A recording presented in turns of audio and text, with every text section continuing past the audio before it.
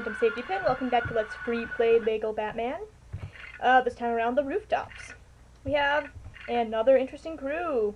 2 strength users, wow.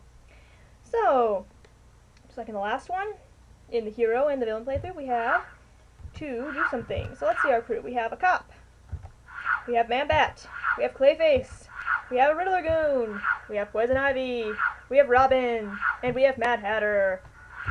And I'm just going to switch to Poison Ivy because she has acrobat skills. Actually, this variant of Ivy, I much prefer this design. This is her alternate variant. And I like it because it looks a little less human. I prefer my Poison Ivies to look more plant-like, less human. Maybe that's just me. I'm going to try to get all of these studs in one go.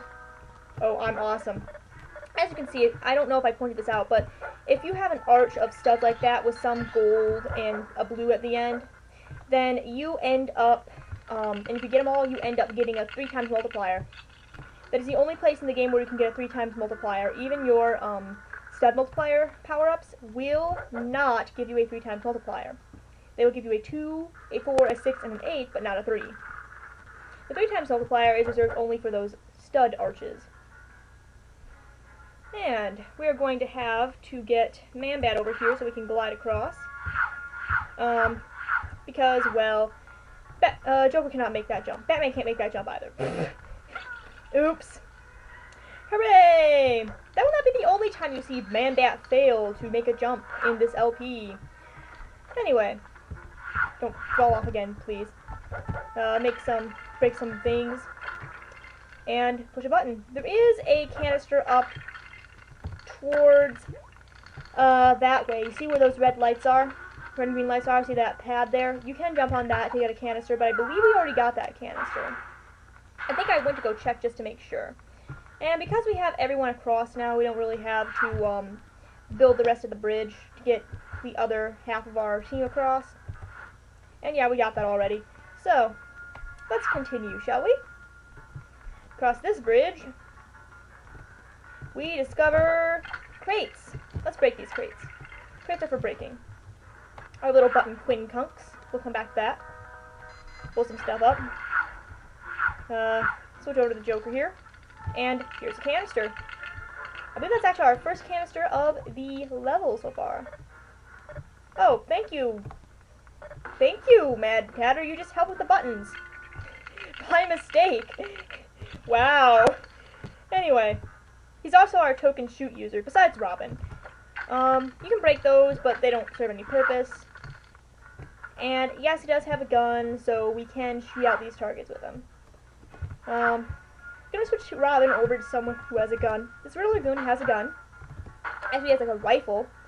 I believe the rifle kills in 2 hits. Did we get shot with it?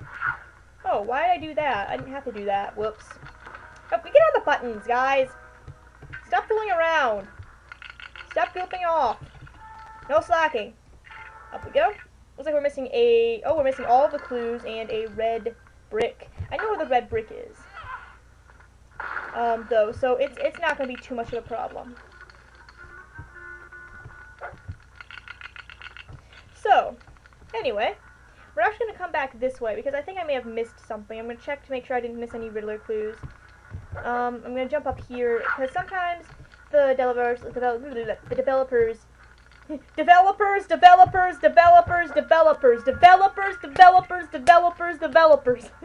like to hide clues in grates and stuff. So I think it's sort of supposed to be a nod to Batman Arkham Asylum, where you had like all these grates you would pull down and there were clues in them, and you would take the clues and trophies and go, nah nah nah, I solved your riddles, Riddler. What you gonna do when they come for you, bad boys, bad boys? What you gonna do? What you gonna do when they come for you? Anyway. So, as you can see, we are back where this area is, and yes, we have to do this puzzle. We can't get across to the other side without doing this puzzle. But there are some extra bonus special things that we can grab over here.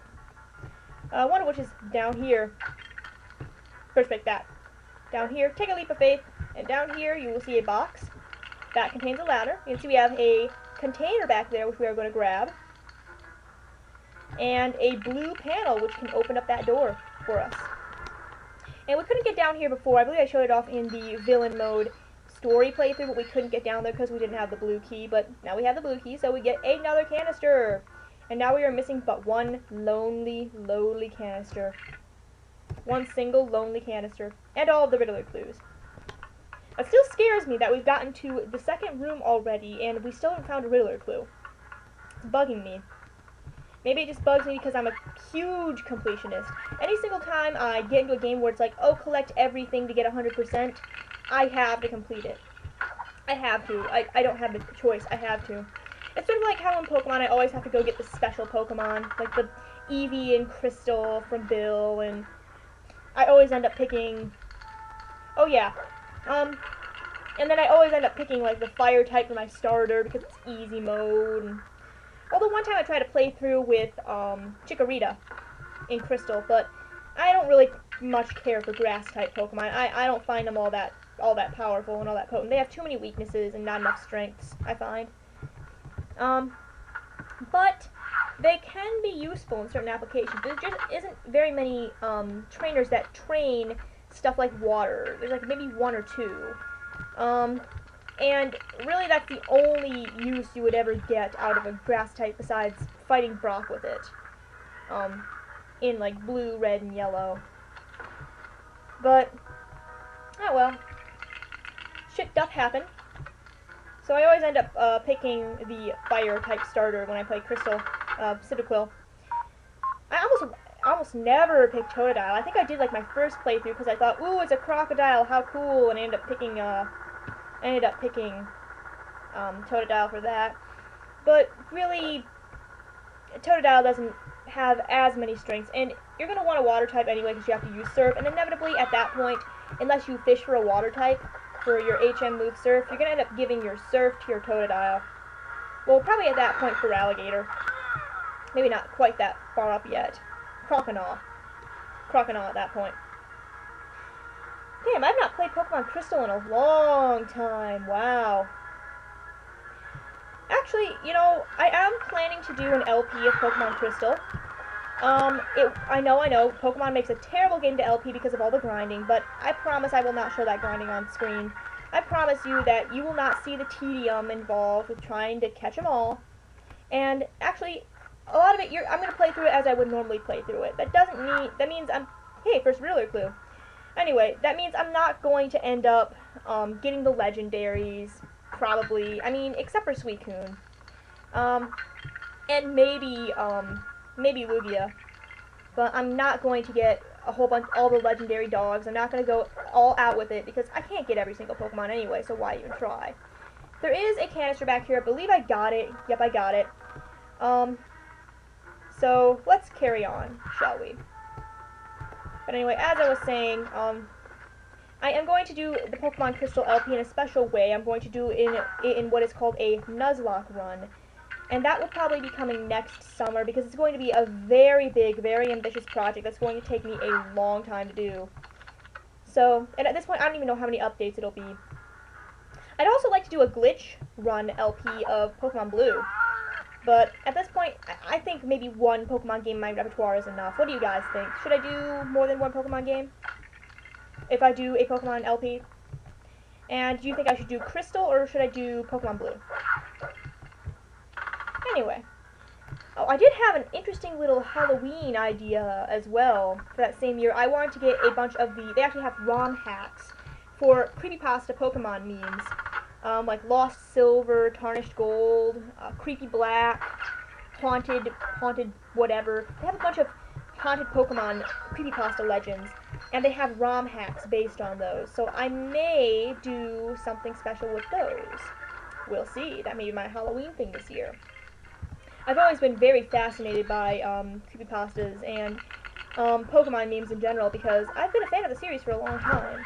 I'm not at all happy with what they're doing right now with it, of course, second Riddler clue. But, well, that's just me being an old fogey. Back in my day, there were only 150 Pokemon, and we had to walk uphill both ways in the snow. Anyway, back to this game. What we're doing right now is we're getting the red brick that you might have seen in that container over there. Get that red brick. We can make it up the ladder and not fall. get that red brick in the container. And to do that, we have to activate levers on both sides of the area. We already activated the first. This one contains the second lever, and we weren't able to get it the first time because we did not have a strength user nor a bomb user in our arsenal in the villain mode story playthrough. And here's our red brick. Shiny prize! Let's go get the shiny prize. Turn off these lasers because they're in my way. And that triggers the cop to show up. Oh well. At least the lasers are gone. And Joker was standing right in the path of the lasers. Get rid of that cop. Switch off the Joker, and let's go grab that red brick. Ta-da! Red brick. And I'm an art exhibit. Anyway. Anyway, that I think leaves us one more canister and one more clue to find. And here's where the Joker card was. We already got it.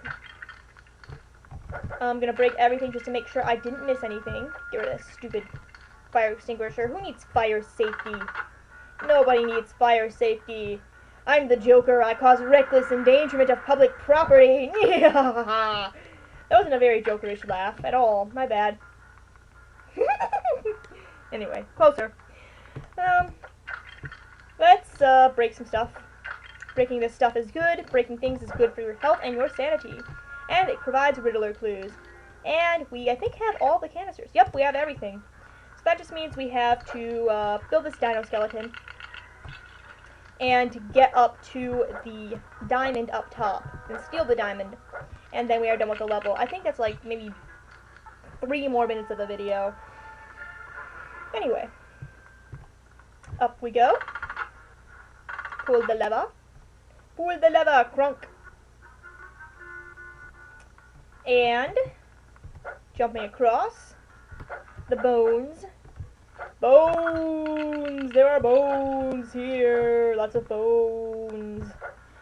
And go up the dinosaur staircase. I'm pretty sure you cannot do that in real life.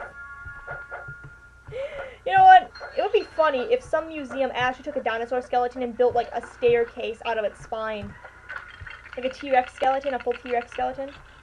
Or even a replica of a full T-Rex skeleton and just built a staircase into the spine that you would walk up to get to the next floor with railings and everything. I think that would be awesome.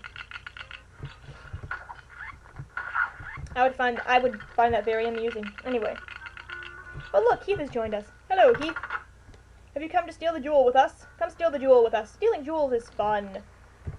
Feels so good to be bad. Because it's easy when you're evil. This is the life you see. The devil tips his hat to me. I do it all because I'm evil. And I do it all for free. Your tears are all the pay I'll ever need. Love Voltaire. Anyway. One more lever to get, and it's up through here. Just gonna break this panel. I said, well, shoot the camera first, so it can't see what I'm doing. I must hide my sins from the world. Pull this lever. And now that diamond is ours. Hurrah! Let's go grab that diamond, shall we? That's such a nice shiny. I want that shiny. Let's get that shiny. Because shinies are a girl's best friend. Shiny Pokemon, that is! Once I actually... yeah. I'll tell that story another time. Anyway, we have just collected the diamond. We are fully done with this level. All canisters. We have Catwoman's motorcycle. We have the score times 4 red brick. And we are done with the level. So, I will be seeing you next time around for the sewers. Yeah, the sewers. We're going to the sewers again. Yay!